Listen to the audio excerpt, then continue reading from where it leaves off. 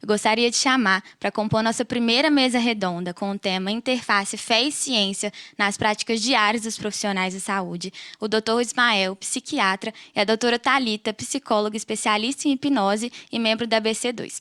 A começar com a doutora Thalita, seja bem-vinda, doutora. Obrigado. Boa noite. Bom, vamos começar trabalhando esse tema aí um pouco polêmico, né? De fé e ciência na prática do profissional de saúde. Para falar um pouco a respeito da, da ABC2, né? É a Associação Brasileira de Cristãos na Ciência, e a gente atua buscando realmente fazer essa articulação, promover esse diálogo entre fé e ciência, tanto para dentro da igreja, né, trazendo temas da questão científica para dentro da igreja, como articulando os temas de fé também dentro das universidades e desenvolvimento de pesquisas. Para a gente começar aqui, esse é o roteiro que a gente vai trilhar. O primeiro ponto, a gente vai falar sobre desafios ao diálogo entre fé e ciência. No segundo ponto, eu vou abordar alguns aspectos teóricos. Eu coloquei ali como fundamentos essenciais para um profissional cristão. E, por último, os aspectos práticos, que é realmente o tema aqui, né? A atuação profissional, a atuação do profissional de saúde cristão, né?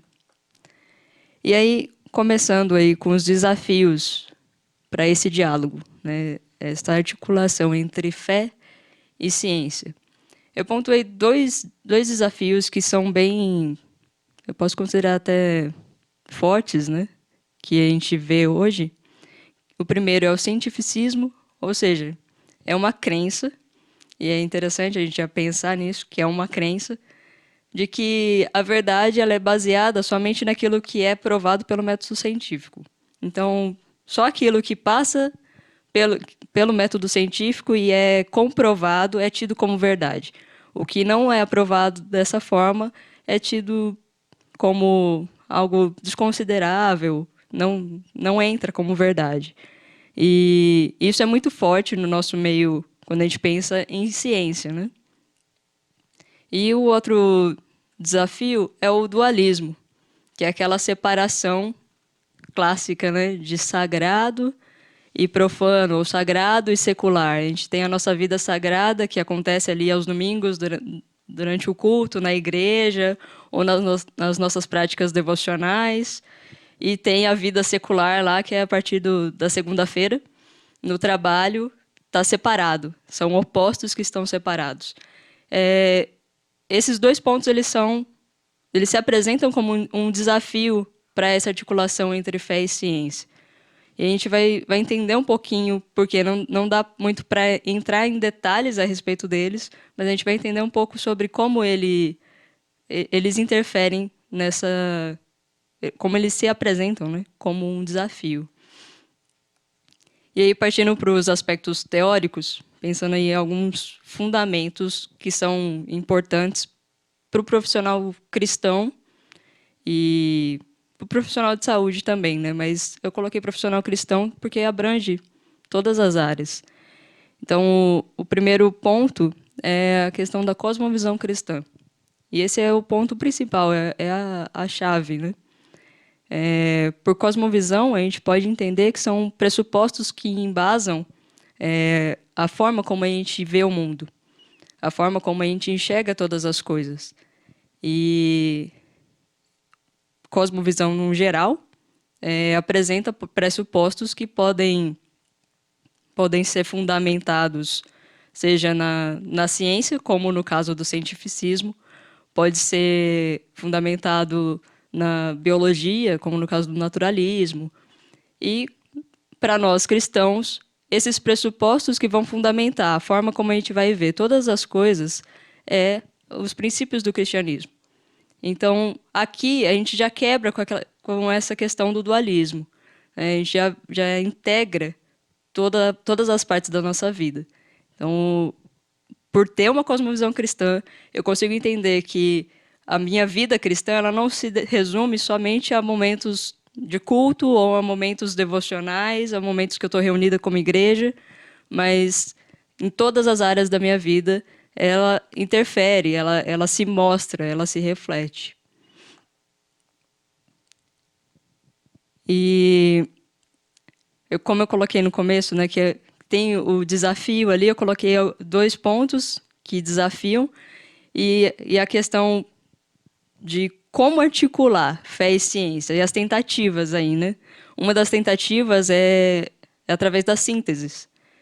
Então, é pegar a Bíblia e tentar explicar de uma forma puramente científica a criação, por exemplo. A síntese é algo mal feito, assim, é uma tentativa de junção que é mal feita.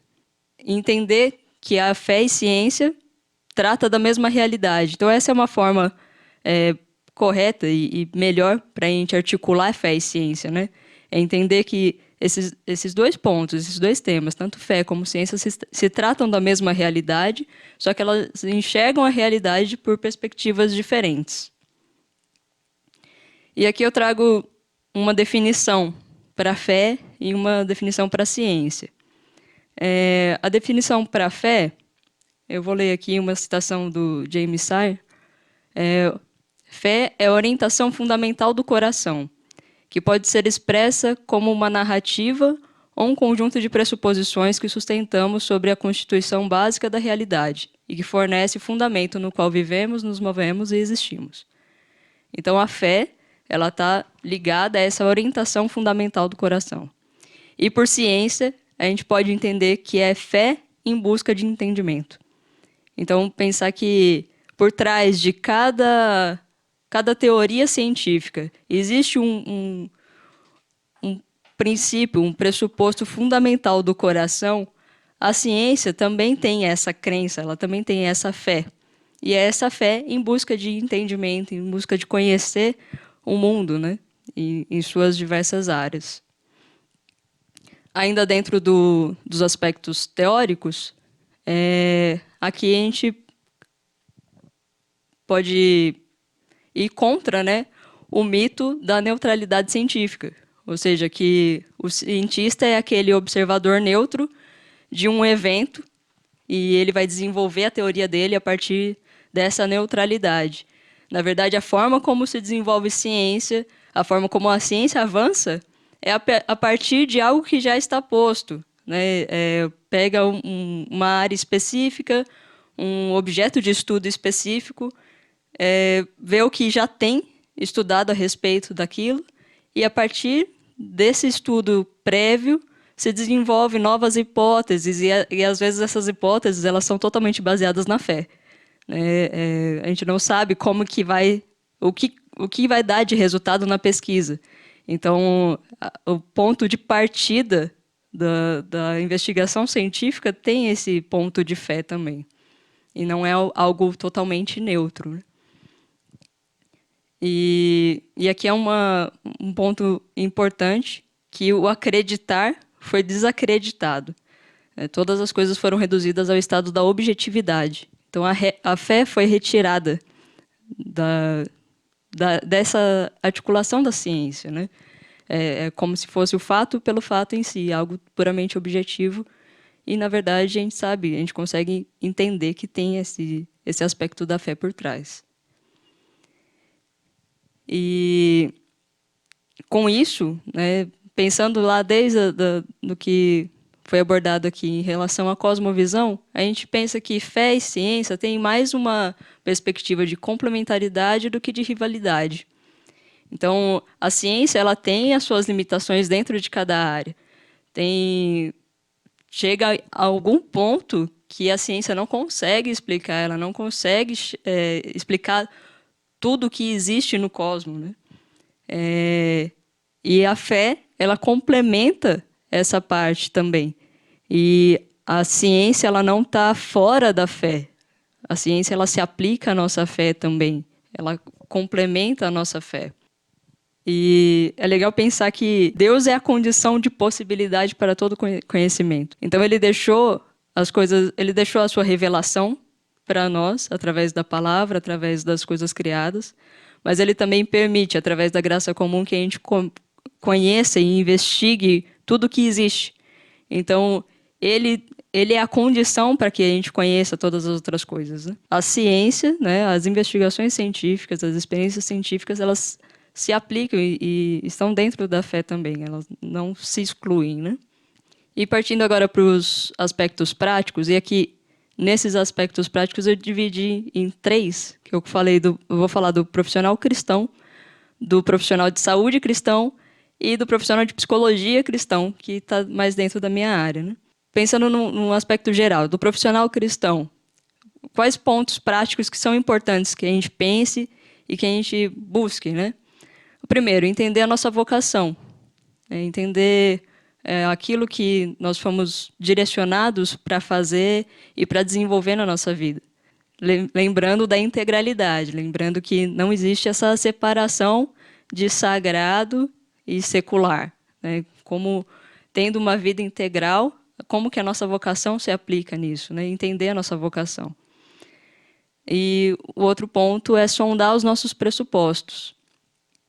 E sondar o que está no aspecto mais básico do nosso coração. Será que a gente, enquanto cristão, a gente está carregando uma cosmovisão cristã de fato? Ou será que a gente ainda está com aquele pensamento cientificista, que se a ciência não comprova, eu não acredito, né? Então, sondar os nossos pressupostos é um ponto importante. E é legal pensar que não só o conhecimento de doutrina ou de teologia é o que vai nos tornar uma pessoa com cosmovisão cristã, mas sim uma integridade de vida, né? Quando a gente vive a nossa vida cristã em todas as dimensões, em todas as áreas, e isso se reflete em todas as áreas, né? Não é só um conhecimento, um mero conhecimento. E tem uma frase do Pedro Dulce que fala assim: é na lealdade do nosso coração que se encontra o destino da nossa inteligência. E eu completei ali falando e da nossa atuação profissional também. E entra muito nessa questão de sondar os nossos pressupostos, né? E um outro ponto que é importante a gente avaliar, né, de aspecto prático, é entender nossa atuação como um serviço ao outro para a glória de Deus. Então, sabendo, identificando a nossa vocação, sondando os nossos pressupostos, entender que o nosso serviço, seja ele qual for, ele é para servir ao outro, glorificando a Deus. E mais uma frase do Pedro Dulce: ter o compromisso de sermos aqueles que servem o próximo cada vez mais com o que aprendemos. Então, aí a articulação da ciência, né, do conhecimento científico na nossa atuação também. Agora, partindo para o profissional da saúde, né, o profissional cristão da saúde, alguns aspectos práticos para a gente considerar é o cumprimento da ética profissional. Isso eu acho que é imprescindível que a gente seja um profissional que atue com excelência, né, sabendo aplicar a teoria para a qual você se dedicou e se dedica tanto tempo aí na faculdade, na sua formação, e não a Bíblia, né? Enquanto profissional, nós somos profissionais, né? Então, que a gente use da ciência, que a gente estuda para exercer, para servir ao outro também. Um outro ponto é respeitar a dor, conduzindo o trabalho com excelência, mas também entendendo as limitações que a nossa área tem. Talvez a minha área, por exemplo, eu tenho algumas limitações que eu vejo que é necessário que o meu paciente seja encaminhado para um psiquiatra, ou ele seja encaminhado para um outro tipo de médico, para uma outra especialidade, ou até mesmo para um aconselhamento cristão. Então, eu entendo a limitação da minha ciência, da minha atuação, e passo para o outro. E também é legal pensar que essa limitação ela é complementada também pela fé. Pensando aqui no profissional da psicologia, né? Aqui é um exemplo que eu falei de encaminhamento, quando eu vejo que tem as limitações, né, dentro do consultório ali, eu não consigo abordar algumas áreas, tem algumas coisas que o paciente traz que eu vejo a necessidade mesmo, né? Eu não tenho habilitação para, por exemplo, medicar um paciente. E às vezes tem casos que precisam sim da medicação, então eu vou encaminhar. É reconhecer essas limitações da nossa atuação. Dentro da psicologia, uma coisa que assombra qualquer estudante de psicologia é a escolha da abordagem. Que geralmente, a gente recebe muita pergunta assim, o que a psicologia pensa a respeito disso? O que ela pensa a respeito daquilo? E é muito amplo, é uma pergunta muito ampla, porque dentro da psicologia a gente tem inúmeras teorias, né? E essa escolha da abordagem é algo que, para um profissional da psicologia que é cristão, eu acho que tem muito a ver com aquela questão dos pressupostos. A gente avaliar os pressupostos que condizem mais com a nossa fé, para escolher uma abordagem que, na hora da atuação, vai permitir com que esses pressupostos da cosmovisão cristã fluam de uma forma mais natural. Nem toda abordagem da psicologia considera a fé como um aspecto importante a ser estudado, considerando a integralidade do ser humano. Então, isso é importante. E, basicamente, é isso. Aqui eu coloquei na verdade, eu fiz um tipo de uma pesquisa rapidinha aí com alguns colegas e eu coloquei citações deles, porque eu fiz a pergunta, qual que é o diferencial de um profissional cristão na psicologia? E aí eles me deram essas respostas. A primeira ali é não seguir a pauta da moda, entre aspas, né? Um exemplo, a produtividade por si só, a autorrealização, coisas que a gente vê muito, muito forte no Instagram, mas conduzir a um sentido da vida. Carregamos valores pelos quais zelamos: esperança, perspectiva de futuro, gratidão, respeito ao próximo, amor. Se isso nos torna pessoas melhores, também nos torna profissionais melhores. Falou, um indivíduo com um propósito de vida conhecido e pré-estabelecido é um indivíduo que vai lutar com muito mais garra pelos seus objetivos profissionais. Então, a gente pensar no impacto que a cosmovisão cristã pode ter no nosso desenvolvimento profissional também, né? Excelência, compromisso e dedicação, sabendo que estamos servindo a Deus e não somente as pessoas. A cosmovisão proporciona um trabalho com o coração centrado nas coisas certas, não caindo no discurso da felicidade plena nesta terra ou em visões relativistas. E considerar a ciência como forma de serviço a Cristo, usando técnicas e ferramentas com excelência para exalar o bom perfume de Cristo no realizar do trabalho. Então, aqui foram algumas opiniões, né, de colegas da psicologia, que são cristãos também, e o que eles veem como diferencial na atuação do profissional de psicologia, né? E, para encerrar, eu deixo uma citação do Francis Collins, que é quem encabeçou aí o projeto Genoma Humano, né, que trabalha na descoberta do DNA. Ele fala assim: a ciência não é ameaçada por Deus, ela é aprimorada. Certamente, Deus não é ameaçado pela ciência. Ele a possibilitou por completo. Por isso, busquemos recuperar os fundamentos sólidos de uma síntese satisfatória entre intelectualidade e espiritualidade de todas as grandes verdades.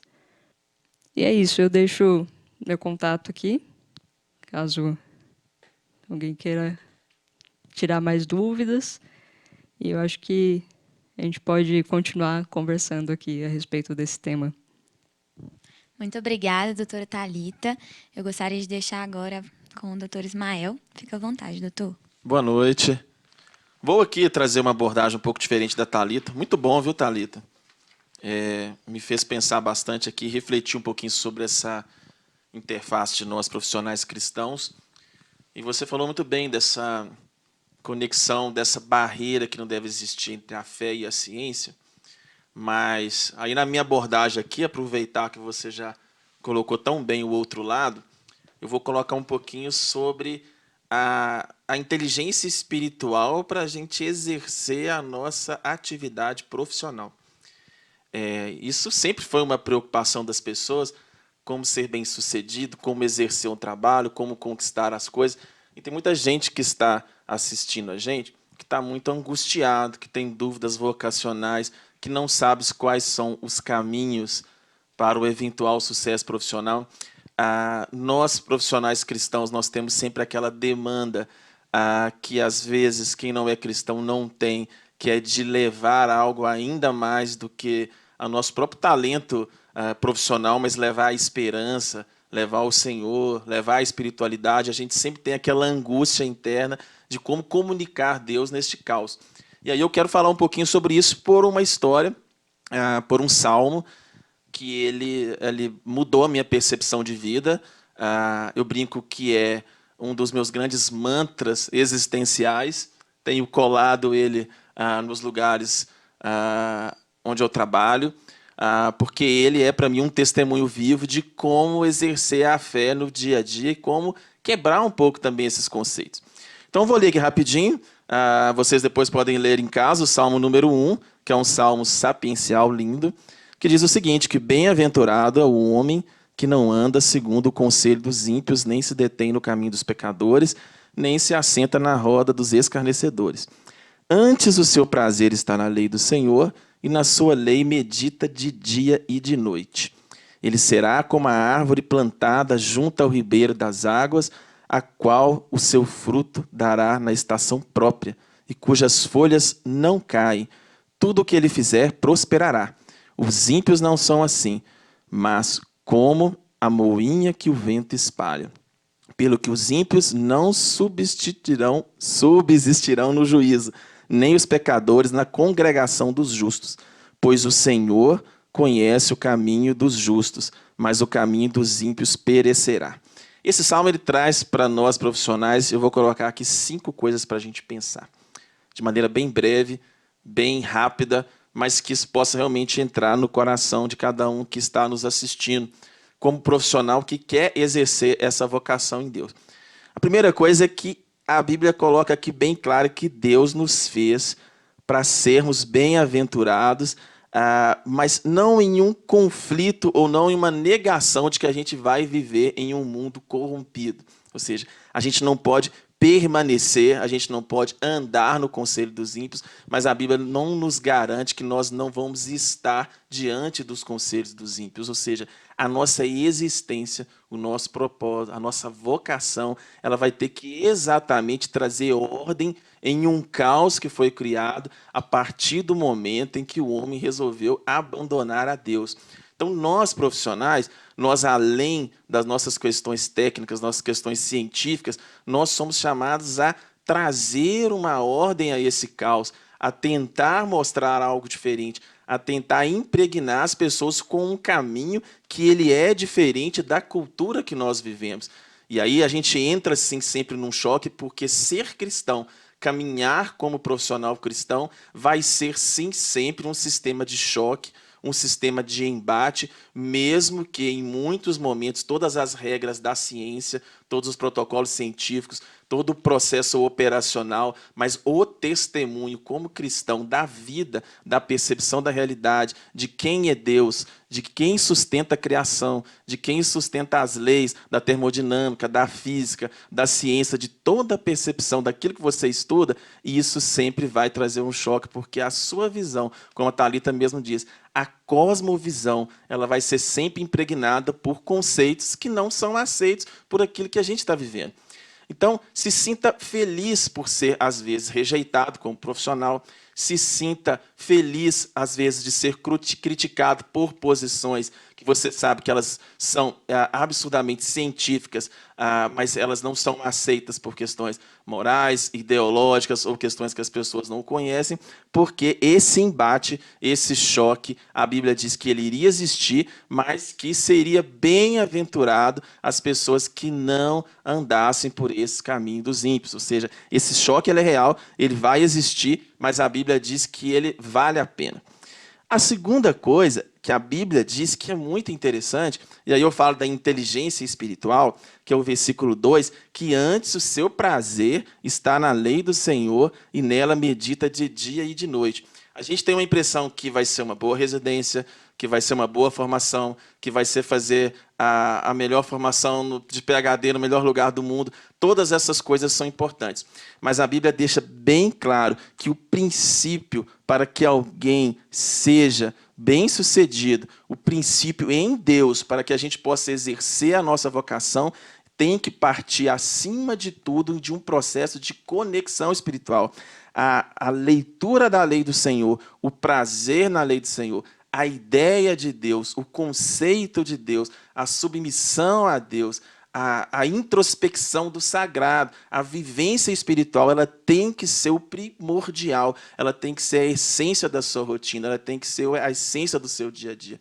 Você pode ser bem informado, você pode ter uma boa formação, mas se você não se dobrar, se você não buscar essa conexão, se isso estiver falhando no seu dia a dia, se isso não te absorver profissionalmente, se isso não levar todos os seus afetos, se isso não contaminar todas as suas percepções, se isso não te fazer enxergar o Senhor nas coisas simples do dia a dia, como Thalita diz, sem essa separação de ambientes, sem essa separação de espaço, atendendo, glorificando a Deus, prescrevendo, glorificando a Deus, visitando, glorificando a Deus, escutando, glorificando a Deus, limpando, glorificando a Deus, abraçando, glorificando a Deus. Se nós não nos impregnarmos de que o prazer na lei do Senhor vai ser o nosso catalisador, vai ser a nossa bomba profissional, vai ser o nosso diferencial profissional, a gente vai perder aquilo que é o caminho bíblico, porque o texto diz bem claro que o nosso prazer antes de tudo, antes de estudar,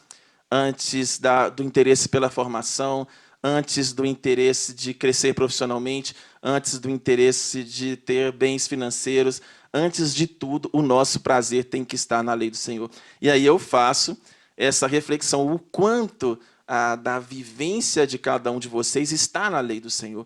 O quanto do prazer de cada um de vocês está impregnado pelo Senhor. O quanto dessa vivência profissional no dia a dia está sendo atingido pela vida do Senhor. O quanto que Deus tem sido o tema dos seus pensamentos. O quanto o exercício profissional ele vem sendo impregnado por uma ideia de Deus, do sagrado, que não anda no conselho dos ímpios, mas que se absorve da mente de Deus, da lei de Deus, da forma de pensar de Deus. O quanto você acredita que isso é possível e o quanto que você acredita que isso é capaz de transformar a vida das pessoas. Se a mente de Deus, se a lei do Senhor, se a presença do Senhor, ela impregnar a nossa mente, se nós obtivermos essa inteligência espiritual, a Bíblia diz, no versículo 3, a terceira lição, que nós seremos como a árvore plantada junto ao ribeiro das águas,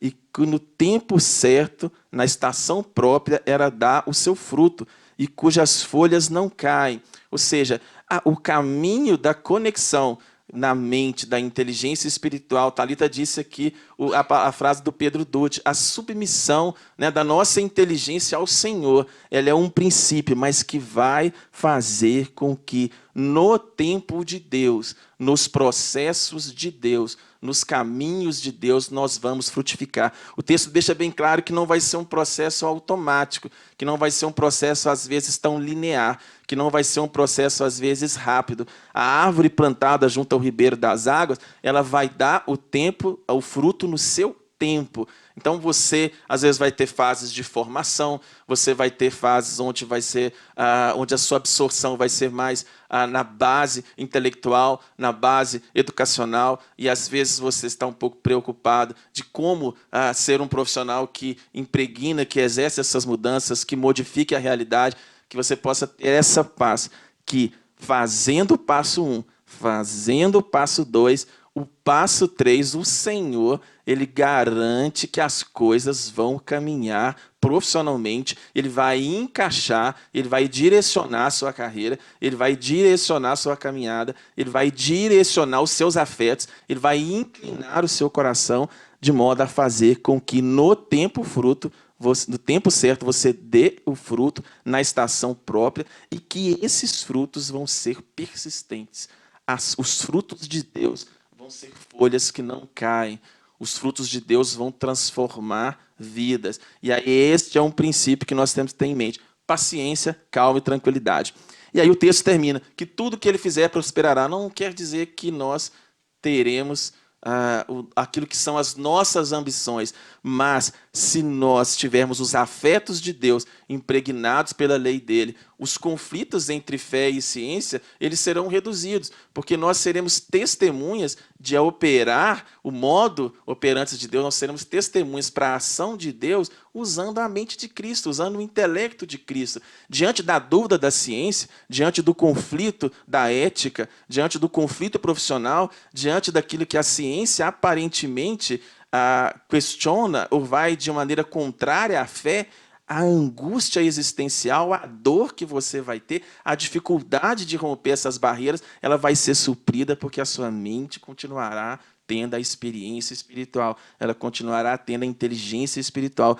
A mente será o seu guarda nas bolas divididas, onde o dia da ciência te angustiará. Então, medite na lei do Senhor. E, para terminar, o item 4, você mostrará uma ordem no caos. Deus nos fez profissionais, não para apenas nossos interesses, nós somos feitura dele para as boas obras. Toda a criação e todos os talentos e dons que Deus nos colocou são para que nós possamos dar frutos para a eternidade.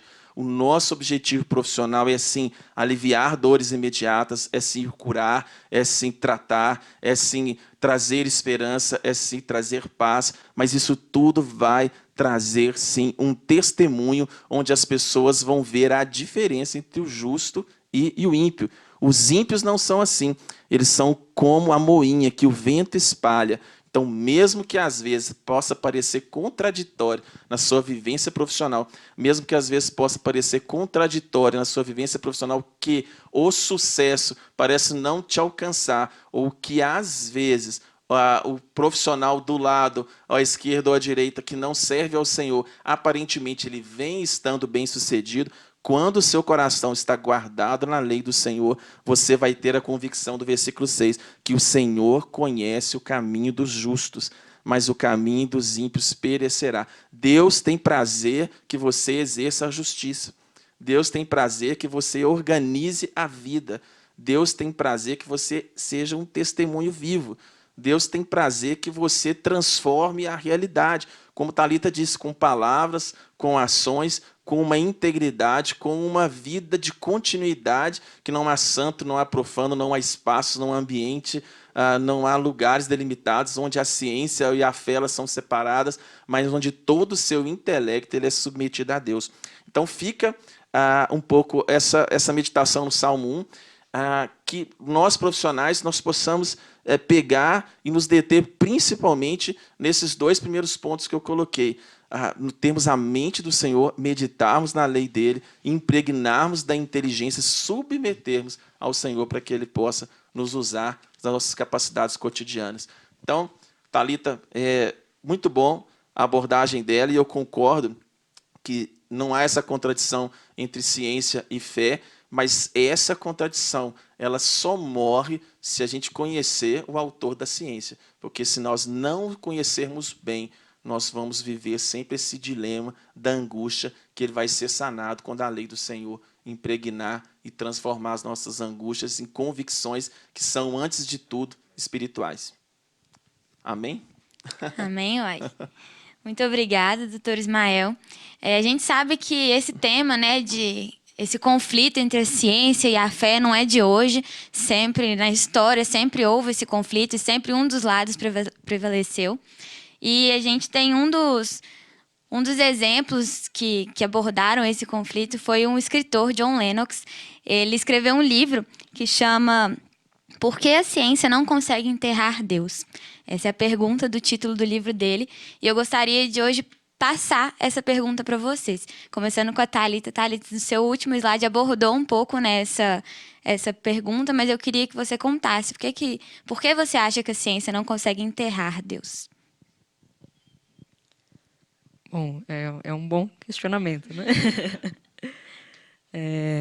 Mas eu acredito que justamente entender, né, a complementariedade ali de fé e ciência, e eu acho que principalmente por causa da limitação que a ciência tem, né? De certa forma, por mais que tenha inúmeras áreas, se juntar todas elas, ainda assim não consegue explicar todas as coisas que existem. Então, eu acho que por conta dessa limitação, pelos cientistas ainda terem perguntas sem respostas. E eu acho que não é possível responder todas as coisas, né? De uma forma racional. Então, eu acredito que por esses motivos, assim... Por esse mistério de Deus que Isso. ninguém conseguiu, né, A explicar. amplitude de tudo que existe, né? Se você pegar aí o universo, né? Você olha para o céu num sítio, né? Com todas as luzes apagadas ali.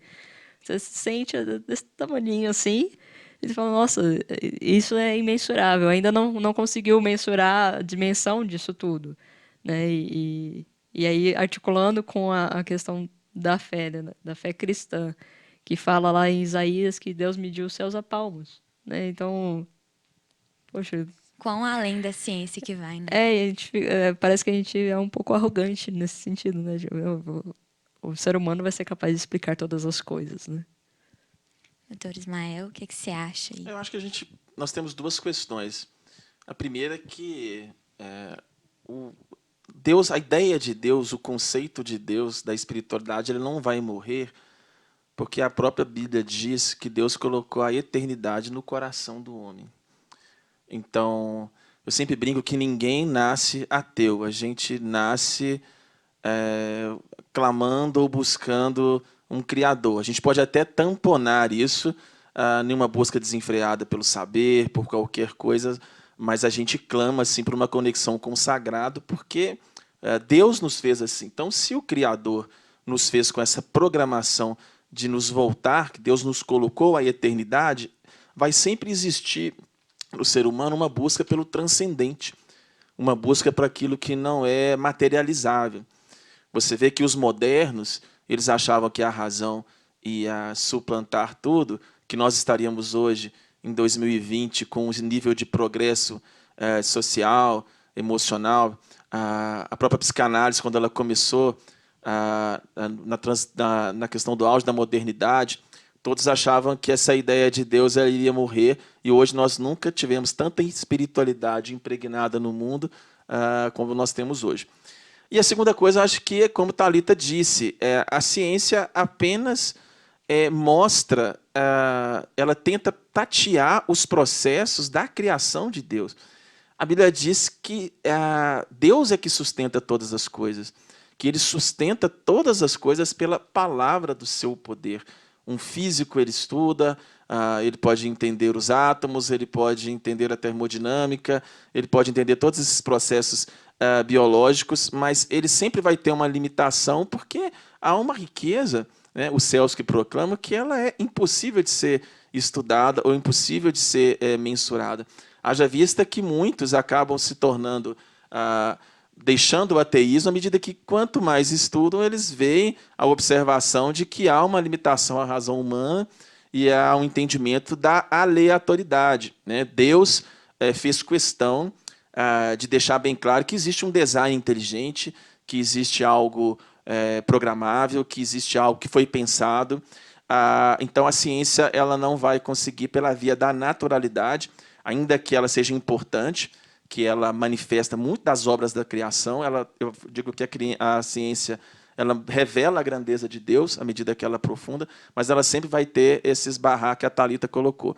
Então, para mim, não é só uma questão da teologia natural, é uma questão da identidade do que é o ser humano. Deus nos fez com um botão da espiritualidade. Não tem jeito da gente cortar ele, não. E você acha que uma pessoa que ela ainda não teve uma experiência com Deus, não conhece Jesus, ela tende a relocar essa busca dela pela espiritualidade na busca na ciência? E você acha que só o fato dela conhecer Jesus já faz o campo de visão mudar?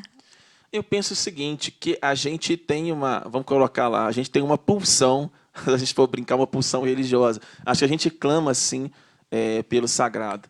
A nossa existência ela é assim. Se você for numa tribo, se você for em diferentes culturas, independente de não serem cristãos, as pessoas buscam uma divindade, as pessoas buscam uma adoração, as pessoas buscam se conectar com aquilo que elas sabem que existe, com aquilo que elas sabem, observando a ordem natural, porque A Bíblia não diz que é um problema estudar a ordem natural, pensar a ordem natural, porque as coisas que foram criadas, elas testificam exatamente que existe um Deus. Então, eu creio que a plenitude do ser, ela vem somente quando alguém se conecta a Cristo.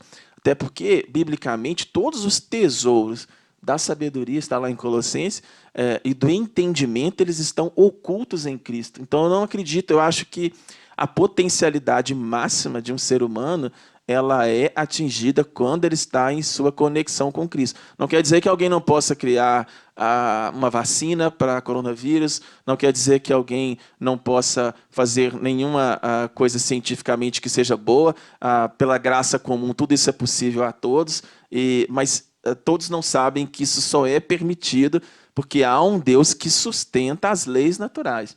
Então, a plenitude de qualquer um, e é um pouco do que eu falei antes, eu acho que nós só vamos atingir a magnitude daquilo que nós podemos ser como profissionais se a gente tiver essa conexão. Senão, vai ser sempre borrado, vai ser sempre imperfeito. O sujeito vai ter sempre uma angústia. Entendeu? É interessante isso que você falou, porque é até a pergunta, né? Se a gente pensar lá, voltando para aquela ideia da cosmovisão, que a cosmovisão ela é baseada ali naqueles pressupostos fundamentais do coração. E quando a gente pensa no coração, é uma dimensão que está muito além da razão, muito além do que na teoria é chamado de campo teórico, né? Algo que é explicável pela razão, assim. E quando a gente pensa que esses fundamentos que estão aí lá no coração, que partem do coração, eles são embasados em uma crença, uma fé.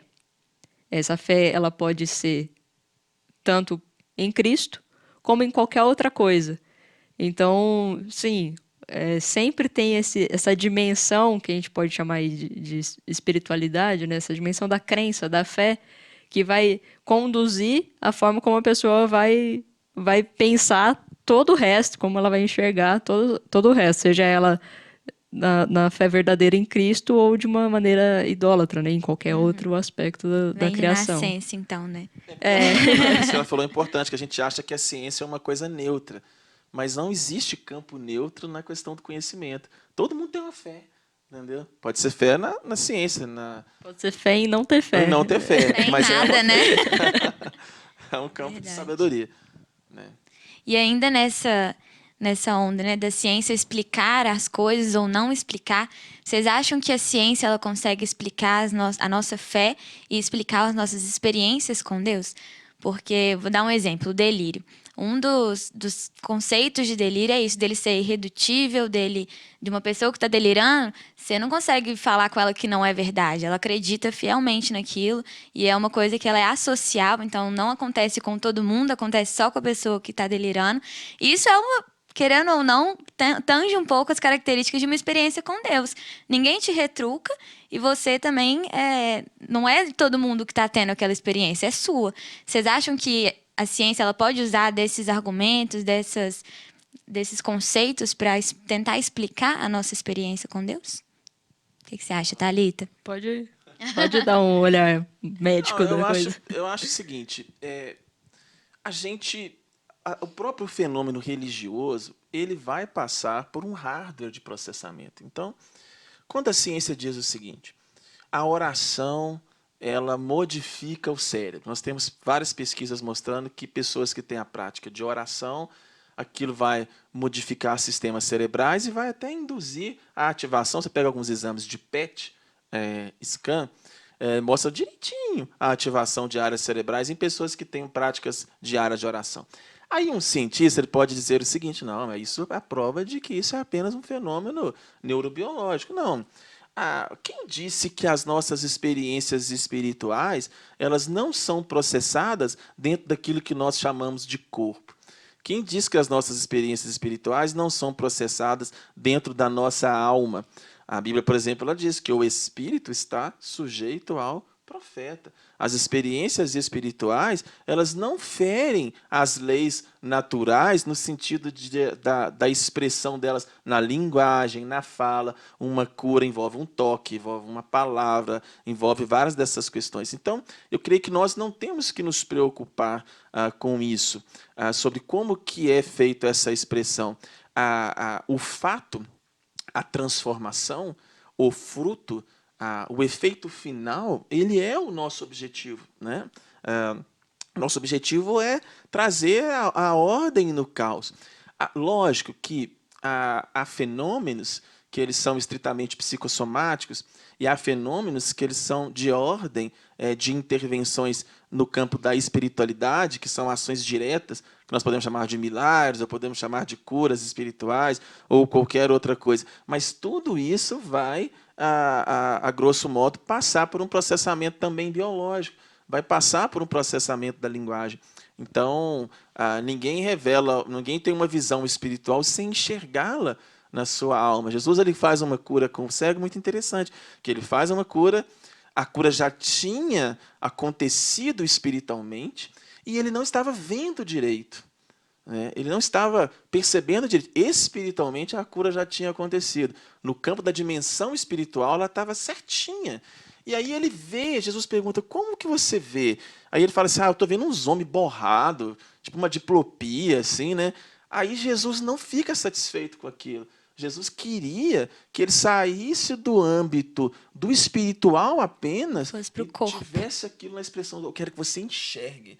Eu preciso que isso seja biológico também. Que eu não quero, eu quero a sua retina organizada, não quero que você use óculos. Então, eu acho que esse é o caminho. As coisas vão ser, por mais que elas sejam espirituais, elas vão passar. E aí nós, profissionais, nós vamos ver. A cirurgia pode ser esse caminho. Ela já aconteceu no espírito, mas nós vamos ser a correção da diplopia, né? O medicamento ele tem esse efeito, a terapia tem esse efeito. Então, eu acho que nós, profissionais, não precisamos nos preocupar com isso, né? Vamos corrigir as miopias, né? Trazer a visão, entendeu? Pensando nesse aspecto de explicar a fé, né? Na linha que eu sigo, né, da teoria da psicologia analítica, considera muito a questão de fenômenos religiosos, de experiência religiosa. E é interessante a forma como na própria teoria, o autor, que é o Jung, ele traz a definição de uma palavra lá que ele chama de luminoso, que é algo que não dá para explicar. É uma experiência que pode acontecer por outros modos, assim, por exemplo, por sonhos, por outras formas, mas que é muito presente na experiência religiosa. E ele fala que esse luminoso, essa experiência que é proporcionada na mente da pessoa é algo que está além da vontade, da consciência. Então, é algo que é como se algo do inconsciente, que é o que a gente não tem acesso diretamente, né? É algo do inconsciente irradiasse na consciência e tomasse a pessoa por completo. E esse tomar a pessoa por completo gera uma transformação. E uma transformação que, às vezes, anos de terapia não consegue cumprir com isso, né? Então, um exemplo que dá para a gente pensar é uma experiência de uma pessoa que tem uma imagem negativa do pai e ela se depara aí dentro do cristianismo de Deus como um pai. A gente sempre vê, assim, às vezes, alguns conflitos em relação a isso. Mas, às vezes, no cristianismo, ela vai encontrar a imagem paterna que vai fazer com que a imagem interna dela, de um pai, seja ressignificada, reconstruída. E isso não dá para explicar, né? Eu também não vou chegar para todo paciente que tem conflito com o pai e falar, vai numa igreja e procura... Seu problema é com Deus. Procura conhecer Deus como um pai que vai solucionar seus problemas. Não, é justamente uma experiência religiosa individual que gera essa transformação e não tem uma receita a ser seguida, né? É algo que toma a pessoa e que gera essa transformação. Então, eu considero isso como uma tentativa da ciência explicar algo que a gente não consegue explicar. E na própria teoria ele fala que é algo que não dá para... É tão grande a dimensão que isso toma na psique, na mente da pessoa, que não dá para explicar racionalmente. É tão inexplicável que não dá para explicar. Sim. É fé, né? E aí entra a fé, ela tem, só para acho que fechar assim, tem um aspecto da revelação, né? Você não pode teorizar a ciência apenas sem, o que ela diz, sem isso impregnar os afetos. Quando Jesus curou o outro cego, e os fariseus interrogaram, queria saber a metodologia científica da cura. Mas ele deu uma resposta muito simples. Eu era cego e agora eu vejo. Então, nós profissionais, nós temos que ter momentos no nosso cotidiano que nos faça ver que existiam cegos que agora veem, que eles transcendem a lei, transcendem a matéria, que isso vai nos trazer esperança. Isso nos vai preencher de vocação. A gente tem que ter epifanias, a gente tem que ter momentos de conexão muito forte com Deus, momentos que transcendem aquilo que é simplesmente palpável. E eu creio que isso é possível, e eu acho que esse é um catalisador da vida com Deus, né? Eu, às vezes, não vou entender como cego. Eu sei lá o que ele fez. Eu sei que eu era cego, agora eu vejo. Então, nem sempre nós vamos ter a resposta para o que nós precisamos, mas se nós tivermos esses encontros terapêuticos, isso modifica, a gente não precisa mais da resposta. Então, voltando, né? Acho que o dilema morre quando a gente conecta com Deus. Certíssimo. E agora sim, quando o cristão, a gente vê muito isso no nosso cotidiano cristão, né? Quando um cristão converte, a ideia que todo mundo tem é que o cristão tem que fechar a mente dele, que a mente do cristão é fechada, que ele passa a seguir regras, que tem aquela coisa, né, de mais rígida, mais fechada. Só que, na verdade, o cristianismo é justamente o contrário, né? Quando você converte, a ideia é que você abra a sua visão para tudo, sendo a cosmovisão, sendo uma visão espiritual para tudo. E por que vocês acham que, quando, seja na vida acadêmica ou seja na vida profissional, quando a pessoa ela começa a ter esse contato maior com a ciência, por que vocês acham que o cristão ele tende a se fechar ou ficar, igual eu falei no início, né, o extremo entre os dois? Ou ele fica na fé e fecha os olhos dele para a ciência, ou ele desperambula para o outro lado e fica só na ciência e esquece da fé que ele tinha. O que você acha, Thalita? Eu acho que a grande questão é o dualismo, né? O dualismo e o discurso que está do outro lado, que às vezes vem com muita força, às vezes pela autoridade que um professor acadêmico tem, né, de falar com propriedade de um assunto, e você é mero aluno do que você sabe, né? Então, tem essa dinâmica muito real, né, no contexto universitário, né, da gente... Quem sou eu para argumentar? Subestimar, né? E justamente essa de cair em um dos lados, né? E às vezes ficar ali bitolado, né? Só na religião e só nos princípios cristãos ali, não, isso não condiz com a minha fé. Então, eu mesmo tive a experiência de quando eu estava na faculdade, o meu pastor chegou assim preocupado. Ele falou: "Você está estudando filosofia?" Eu falei: "Tô." "E o que você está achando?" Eu falei: "Tô amando." Ele falou: "Eu até concordo com Nietzsche." Aí Quase ele caiu ficou... para trás. Então, é muito essa preocupação, assim, aquilo que vai contra a nossa fé não pode ser abordado, né? É melhor você se manter longe, porque isso vai te afastar da fé. E como se tivesse um lado negro da força que habita na ciência, né? Que pode te dominar ali, né? Então eu acho que essa questão do dualismo é um dos pontos principais, assim, de entender que não é por aí, né? E tentar essas sínteses também, às vezes, não dá certo. Eu também acho. Eu acho que esse dualismo ele é importante, mas eu acho que nós empobrecemos às vezes quando nós nos tornamos cristãos em algumas coisas. Quando a Bíblia diz que os filhos do mundo eles são mais hábeis na sua geração, às vezes nós convertemos e, como ela colocou, por essas travas a gente se empobrece na curiosidade de entender os fenômenos naturais, né? Eu lembro quando eu entrei na residência, E eu ficava muito naquelas dúvidas, se é uma esquizofrenia, esse cara está endemoniado, se é uma psicose, se é uma possessão. A dúvida, ela me fez ler mais os dois campos. Vamos estudar, então, o que é esquizofrenia. Eu vi coisas terríveis na teologia cristã sobre esquizofrenia, sobre como que eles abordavam o mal. Vi coisas assim nebulosas. E aí eu fui também fazer pesquisas dos outros lados. Falei, vamos estudar, então, quem lida com libertação. Vamos ver como que essas coisas... E aí, como essa base teórica da gente estudar o fenômeno natural e estudar a espiritualidade, sem separar esses dois campos, a gente vai formando uma ideia, a gente vai formando um conceito. Então, eu acho que nós travamos, como a Thalita colocou bem, a gente fica ou crente demais, ou a gente fica ou ciência demais, ou razão demais, sem entender que essas coisas, um campo nos ajuda a entender o outro, um campo nos ajuda a ler o outro. Então, eu acho que a nossa preguiça que nos faz ficar assim. Eu acho que nós nos tornamos muito preguiçosos, eu acho que nós travamos o nosso estudo teológico, mas, acima de tudo, nós, às vezes, deixamos de explorar, como ela colocou, até no campo da filosofia, até para a gente ter o entendimento daquilo que é o contrário.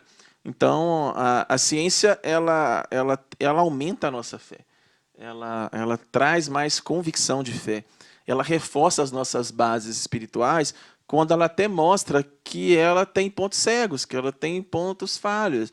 Nós que lidamos com saúde mental, a gente vê isso. São inúmeros os pontos cegos das teorias comportamentais que nós temos, né? A respeito da moralidade e tudo. E aí, quando nós vamos para os princípios espirituais, nós juntamos essas peças e nós passamos a entender o porquê de algumas coisas não serem essas leis tão matemáticas. O sujeito já vem de fábrica corrompido, ele já vem de fábrica com uma questão da moralidade não resolvida. A moralidade não é só uma questão do meio, isso é uma dúvida que eu tive lá atrás, né? Moralidade, Deus, pecado original, nasce ruim, como é que é isso e tal. Então, assim, essa junção dos saberes, ela faz a gente ser mais fiel, faz a gente ser mais cristão. Então, eu acho que a gente é preguiçoso, entendeu? Eu acho que a gente tem que avançar mais. Essa questão do conhecimento que você falou é bem importante, né? Da gente pensar que às vezes a gente sabe muito sobre teologia e muito sobre a nossa fé e sobre a Bíblia e sabe pouco sobre ciência. E a gente entra na faculdade, a gente vê tudo, assim, a gente se encanta pelo conhecimento e aí estuda muito a ciência e para de se desenvolver no conhecimento de Deus, no conhecimento da teologia. E aí depois você vai querer promover um diálogo entre isso. Como é que você dialoga coisas que não estão... Não estão andando juntas. Verdade. E é muito importante a gente... Porque uma pessoa que ela tem esse campo fechado dentro da faculdade, dentro das universidades, é uma pessoa que não teve alguém para explicar para ela que não tinha que ser assim. Então, esse diálogo que a gente está tendo aqui agora, para quem está assistindo, é um ponto muito importante para a gente colocar na nossa cabeça de que as coisas podem andar juntas, né? De desmistificar isso de ser paralelo entre os dois. Então, gostaria muito de agradecer vocês por esse esclarecimento, por essa aula que vocês deram aqui pra gente. E é isso. Muito obrigada.